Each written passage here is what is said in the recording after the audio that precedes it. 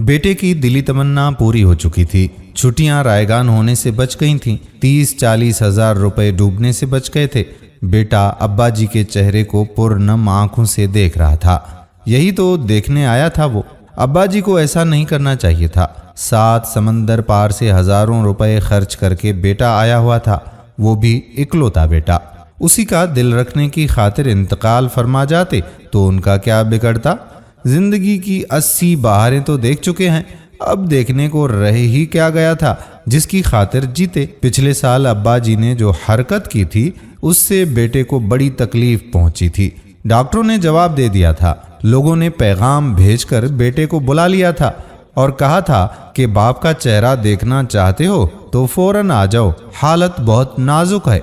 बेटा छुट्टी लेकर फौरन आ गया। आकर देखा तो लोगों के बयान को गलत पाया। अब्बा जी की हालत बेहतर हो चुकी थी।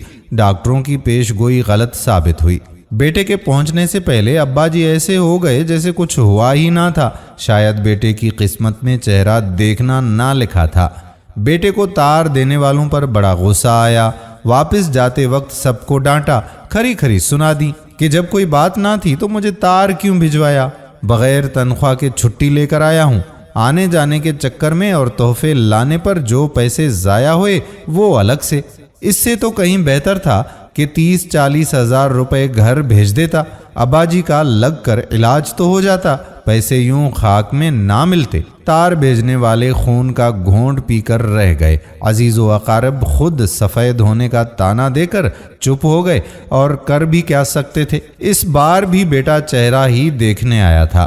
अब्बा जी की हालत वाकई नाजुक थी, बचने की कोई भी उम्मीद ना थी। बेटे को बड़ी मुश्किल से 15 दिन की छुट्टी मिली थी और वो भी तनख्वाह के बगैर। अब्बा जी का अखलाकी फ़र्ज था कि इन्हीं 15 दिनों में इंतकाल फरमाकर बेटे को आइंदा परेशान होने से बचाएं। 2 दिन सफ़र में गुजर गए, 1 दिन आराम करने में, बाकी बचे 12 दिन। जो कुछ होना है इन्हीं दिनों में हो जाए। इसके बाद हुआ तो बड़ा अफसोस होगा बेटे को। हमारा कसूर ये था कि हम अब्बा जी के पड़ोसी थे। सब ही उन्हें अब्बा जी कहते थे, हम भी कहने लगे। रिश्तेदारों की तरह आना जाना था। जब भी कोई बात होती, छींक भी आती तो हमारी खिदमत ज़रूर हासिल की जाती थी। अब की बार तो उनकी हालत वाकई गैर थी। बार बार हमें बुलाया जाता और हम अपनी रिवायती मुनाफ़क़त से काम लेकर अब्बा जी के जल्द सेहतयाब होने का मज़दा सुनाते। हालांकि उनके बचने की कतई उम्मीद भी नहीं थी। बेटे की छुट्टियां ख़त्म होने वाली थीं, आखिरी 2 दिन बाकी थे। अचानक अब्बा जी का सांस उखड़ने लगा। फ़ौरन हमें बुलाया गया।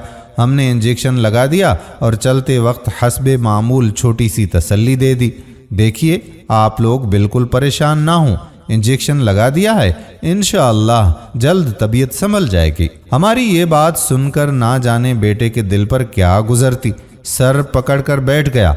हमने आगे बढ़कर दिलासा दिया, दिल छोटा ना करो, अल्लाह की ज़ात पर भरोसा रखो, अल्लाह ने चाहा तो जल्द ठीक हो जाएंगे। बेटा फूट फूट कर रोने लगा और बड़े दिल गुदाज अंदाज में कहने लगा कि डॉक्टर साहब, ना जाने मेरी किस्मत में क्या लिखा है।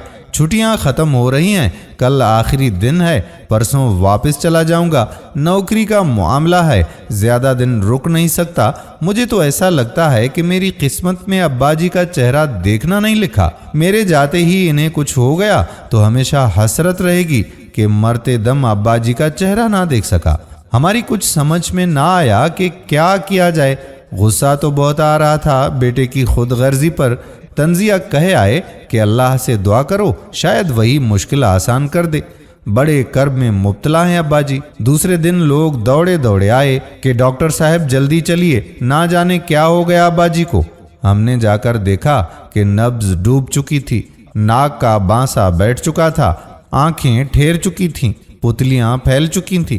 अब्बा जी अब इस दुनिया में ना थे। बेटे की दिली तमन्ना पूरी हो चुकी थी। छुट्टियां रायगान होने से बच गई थीं।